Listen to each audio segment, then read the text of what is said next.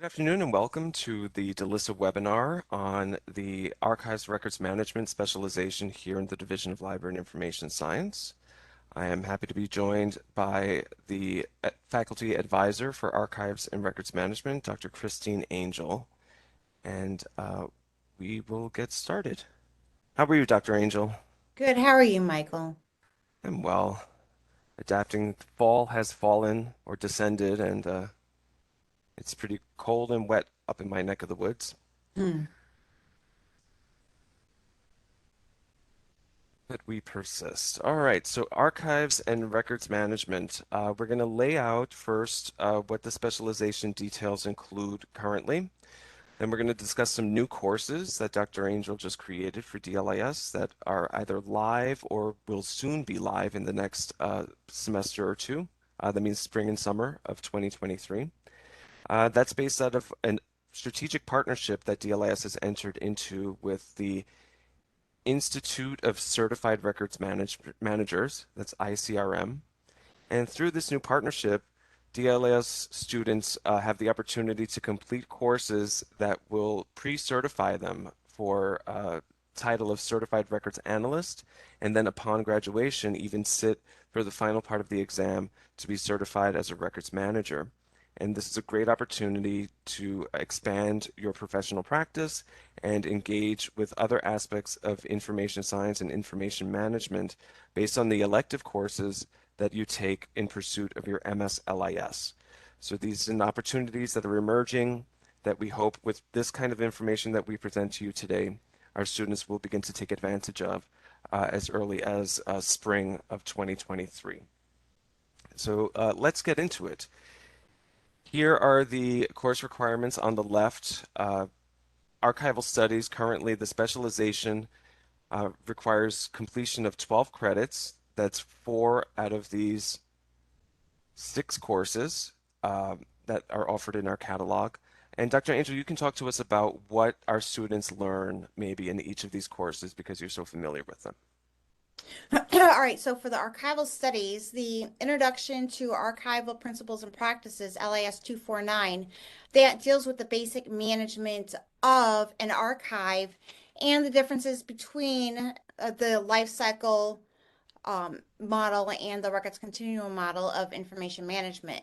This is a foundational course, whether you want to go into archival studies or records management studies, because it does talk about the hands-on management, the physical management, and the intellectual management of documents. Um, the oral history course, this is something taught by Kristen Sylvan in the history department. So I'm not very familiar with that one. I do know that it's not online, it's face to face. And it has something to do with transcription, transcribing oral history narratives. For the archival representation course, LAS 257, what you do here is you construct a finding aid, or if you don't construct a finding aid, depending upon what track you select for my LAS 257 course, you take that finding aid and then you break it down into its component parts. Crosswalking your finding aid so that each data element is crosswalked to a data element in DAX, and then DAX is crosswalked to Dublin Core. Dublin Core is crosswalked to MARC, and then MARC is crosswalked to XML. So you do a little bit of encoding utilizing the Oxygen XML text editing platform. So LIS 262, that is a required course anyway that you have to take with Dr. Rajesh Singh, and he'll be able to talk to you more about that one. The LIS 282, Knowledge Management and Information Organizations, that is also taught in the summer by Dr. Rajesh Singh. And LIS 302, that is taught by a graduate student from our program, April Earl. And she teaches that during the summer for genealogical sources and services. She's a graduate of the program. Yes. She once was a graduate student here. She was a grad assistant in the university libraries, but now she is a librarian at I want to say SUNY Farmingdale. Yeah, So she she's just yeah. got a new job or Oh, something. okay. Yeah. Okay. Yeah, she's great. We started working together at St. John's Library 10 years ago. All right, now so records management. This is again, leading into our new pre-certification initiative with ICRM, in order to satisfy the records management specialization and potentially qualify for the final part of the exam to be certified as a records manager, our students must complete all five of these electives. And Dr. Angel already mentioned 249 and 257 as our archival sciences courses that also fall under the archival studies specialization. But these three new courses, records and information management, data preservation and access, and fundamentals of data curation, I'll ask Dr. Angel to give us more details now. Yeah, so for LIS 310, the fundamentals of data curation, that is a summer course. And what we talk about there is uh, it's more than just metadata. It's managing the bits and bytes of information resources at the binary code levels. When we talk about bit rots and the preservation of information, and that course came about because well, historically speaking, Enron, Tycho, and WorldCom cooked the books at one point in time, and we sorry, somebody's waiting, and we so the Obama administration then went ahead and said, in order to provide more transparency for the information that we have, all, for example, grants that are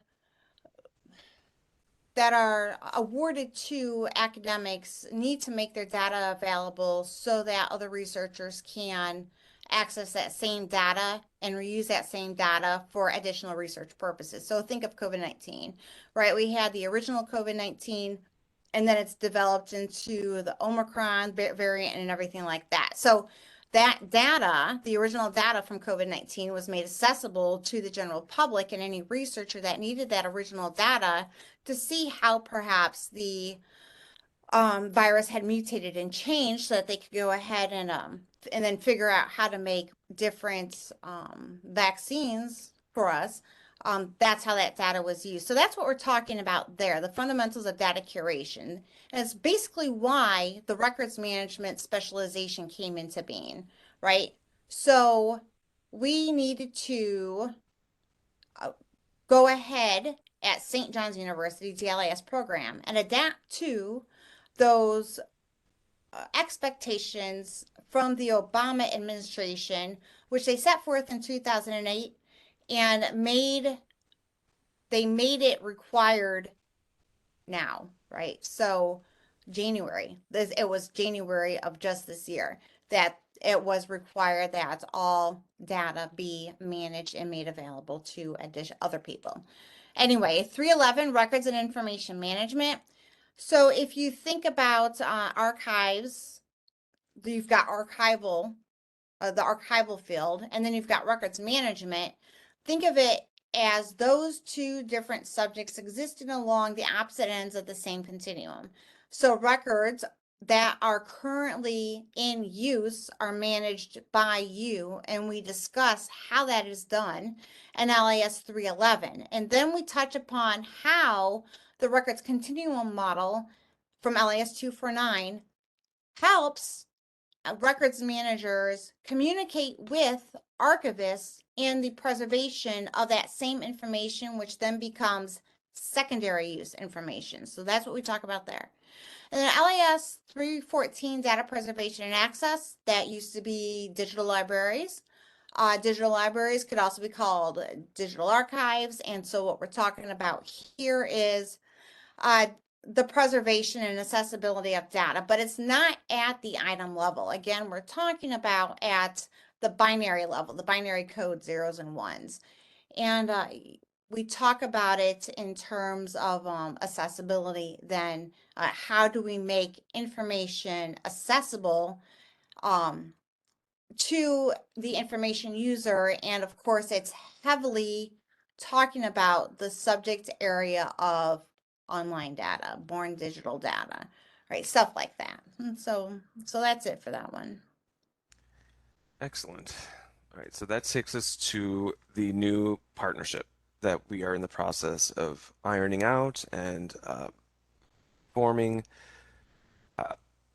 excuse me. So there's more information about this strategic partnership between DLIS and the Institute of Certified Records Managers on the DLIS blog. And as the initiative is developed and updated, you'll get more information as students in the weekly student digest and also on the blog. And we'll start building out over the next few months. We're going to start building out the way that this relationship is represented on the DLIS LibGuide, which is your online student handbook. Uh, so we'll always have more information coming, but as it stands right now, we're working towards making it so that our students are pre-certified for the two job titles that ICRM governs. And the first is Certified Record Analyst.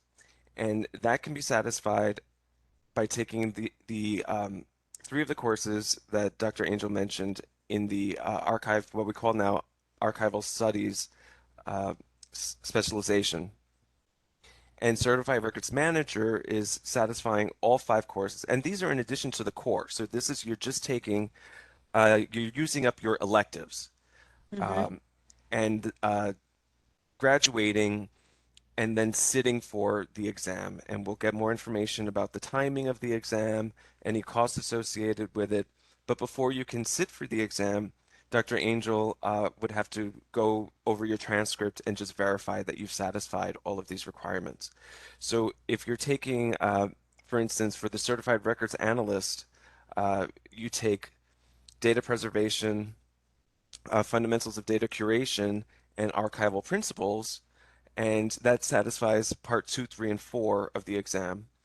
203, your introduction to the organization of information, would already satisfy part one. Mm-hmm. So upon verification of your transcript, Dr. Angel can say this student or graduate, recent graduate, can now sit for the examination, and then you'll look to ICRM to find out where the examination is happening locally.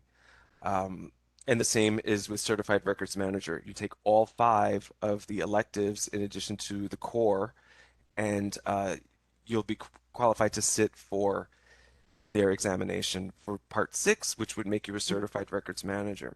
And why do this? I mean, you're in a graduate program now. You should be doing research onto your career and looking at the Bureau of Labor Statistics, looking at other information, even blogs on LinkedIn and that kind of thing. You'll see that these two certifications can greatly enhance your base salary upon graduation, but also you get to work in very interesting enterprises. Certified records managers, if you've already taken LAS 311 with Professor Halliday, Raylan Halliday, she's the registrar at the St. Louis Zoo. Like that's bonkers job title to have, and it's because she's a records manager, and ultimately that's what a zoological registrar is doing, is maintaining the records associated with the I guess purchase and lending of these various exotic animals and their upkeep and caretaking. So just think of this of what this certification can offer in terms of getting you out of a library space and into a digital native data space and how exciting and interesting that kind of work can be. Um, we've got students that have edged into this over the course of the last 5 or 6 years. Before this partnership was even considered, we had a number of students who went into digital asset management, which is kind of a precursor to what we're moving the program into now with these new courses and these certification programs. So as a student in DLIS, we encourage you to please, if you have any questions, engage with Dr. Angel. Even if she's not your advisor, any full-time faculty member can advise any student by answering questions. So if this is something that you may be interested in, if you want more information, please explore the blog. Read the digest every week. If you're not getting the digest, you need to email me or yeah, and I'll make sure that you get the digest. But as we update the program, you'll get the information that's relevant to you. And again, you're advised every semester. So you ask your advisors when you meet with them, is this something I should be interested in? Is there something I should be looking at? And they'll have a better sense of your career plans and where you are in the world in terms of what your interests may be. And they'll work with you to design your program of study. Especially, I implore you, if you are in your first or second semester of study during fall 2022, please consider this. You have time to register for all of the electives. Before we break, I want to thank Dr. Angel. Again, you can email her directly any questions you have about the Certified Records Manager process or archival studies major or records management courses. She'll be happy to answer your questions. Some housekeeping before we break. Uh, October 10th, what used to be called Columbus Day, the university is now calling fall break. Uh, that change aside, we will be closed. All university administrative offices will be closed on Monday, October 10th, 2022. That Thursday, October 13th, will be our webinar. You'll hear from me and Dr. Angel again, where we'll be discussing uh, the e-portfolio, the DLIS e-portfolio, your end of program assessment. Anybody in the program is welcome to watch this synchronously and engage just so that we can answer your questions live. There may be other faculty members. I haven't even confirmed it with Dr. Angel. I just kind of threw her under the bus. I sandbagged you, Dr. Angel. I'm sorry. But Sorry. we'll be meeting on the 13th of October to discuss the DLIS e-portfolio. Like I said, anybody at any point in the program, please come through to see what it's like, see what it's about, and have your questions answered. And finally, October 27th will be the DLIS Directors Forum. That's where our director, Dr. Vorbach, will talk to us about new course offerings, managing our program of study, what's going to be happening in the spring, any changes to curriculum. And he just really likes to spend time with the students. So put it on your calendar, October 27th, uh, Directors Forum. And that was it. That was my last slide. Thank you so much, Dr. Angel. It was really Thank good you, to see you. Michael. Good to see you This too. skies have opened up here in Buffalo. There's a massive thunderstorm hitting my neighborhood right now, so I'm gonna go. Thank you very Aw. much, and we'll be in touch soon. Bye. Bye bye.